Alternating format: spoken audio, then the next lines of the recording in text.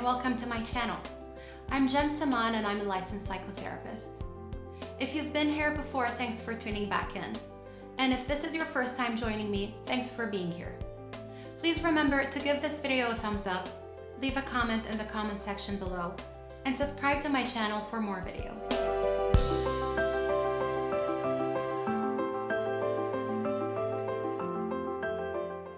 Today I want to talk about grief.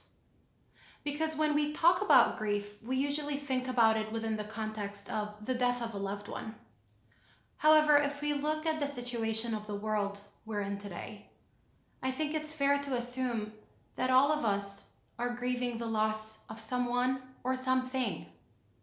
So by definition, grief is mourning the loss of someone or something of value or of importance to us.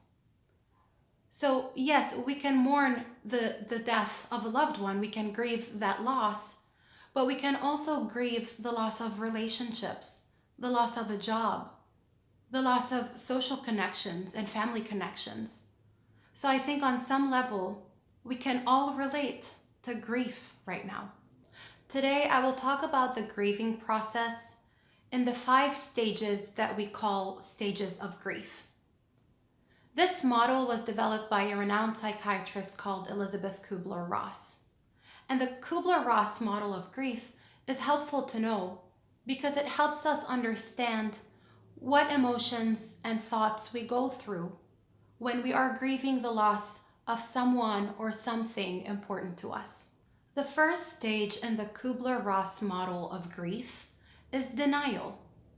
The thought that comes to mind when we talk about denial is, I can't believe this is happening to me.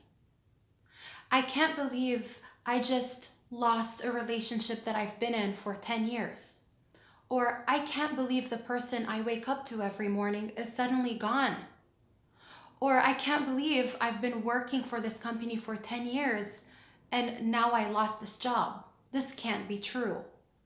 So those thoughts that we go through when we first lose someone or something we care about is called denial. In a way, it's our mind protecting us from facing the new reality we now have to deal with. The second stage in the kubler-ross model is anger. Now, anger is a very complex emotion and it deserves a video on its own. So stay on the lookout for a video I'll post in the near future about anger. But for today, I will talk about anger only within the context of the grieving process. This is the stage where our primary thought is, why is this happening to me? This is where we're trying to find an explanation for what happened. And by explanation, I don't mean a rational one. Usually it's an irrational explanation, and it comes across as blame.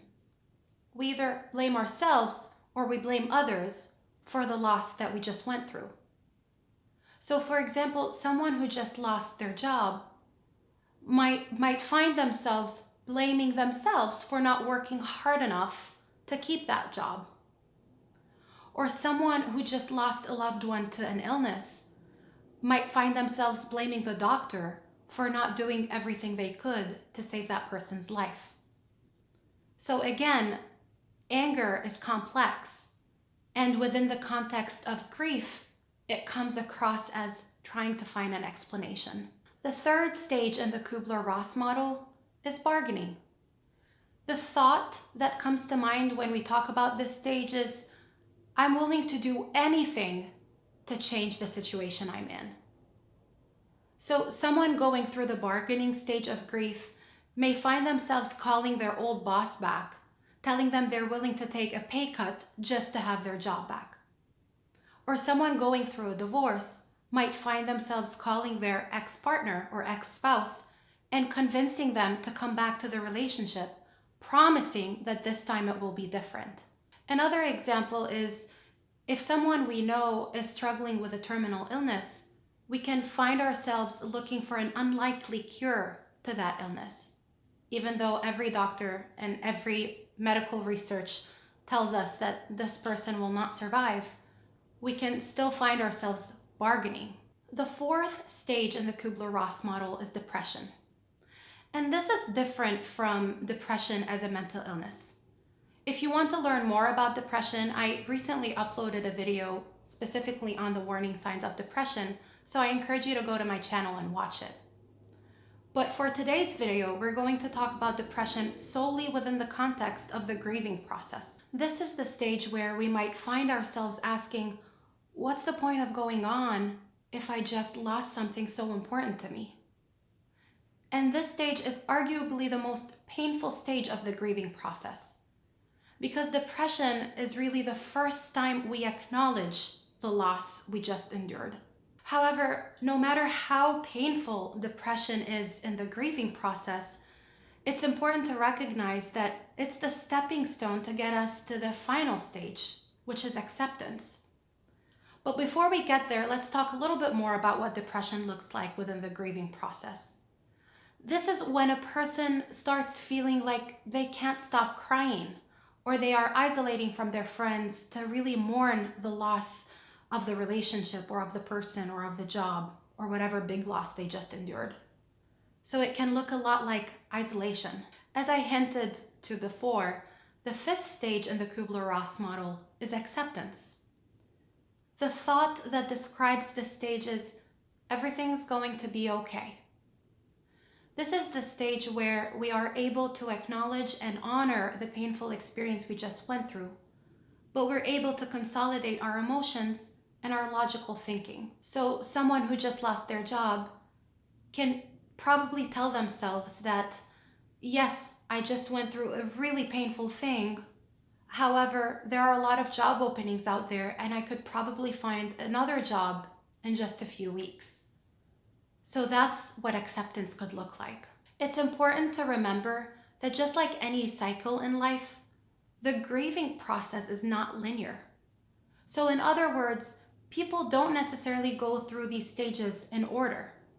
Sometimes we can get to one stage and find ourselves taking a few steps back and landing on a stage that we've been through before.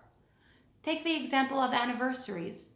Someone who's going through a divorce and their wedding anniversary is coming up might find themselves being back in the depression stage just for a little bit while they adjust to that new normal. Or someone who lost their mother might find Mother's Day to be a very painful memory.